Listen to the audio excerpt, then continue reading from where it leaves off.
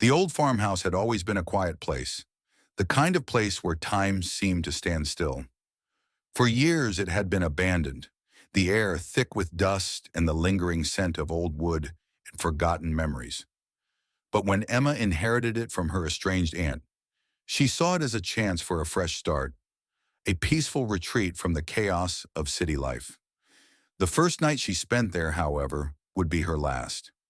As darkness crept over the property, Emma tucked herself into bed, the wind howling faintly through the cracks in the walls. The house groaned, settling under the weight of years. She almost found comfort in its silence until she heard it, a soft, dragging sound from downstairs, slow, methodical. At first she thought it was the wind or the house settling, but it was too deliberate, too constant. She sat up, heart racing. Her eyes darted to the door. It was cracked open just enough to let in a sliver of moonlight.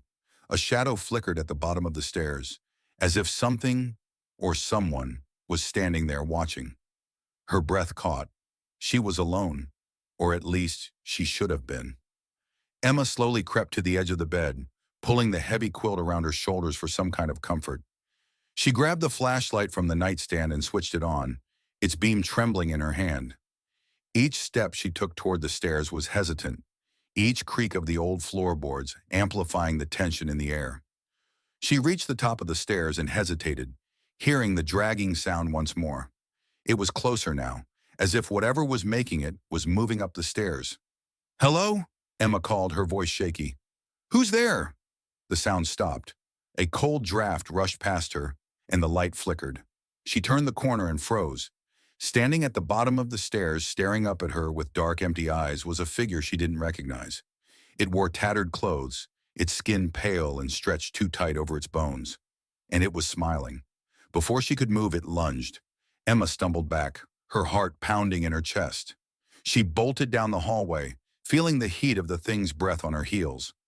She slammed the door to the nearest room and locked it, backing into a corner. But there was no escaping the sound of the thing dragging itself through the house, getting closer every second.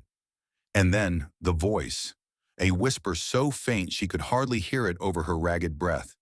"I was waiting for you." Emma's heart stopped. She realized the truth. It hadn't come in the night. It had been there all along.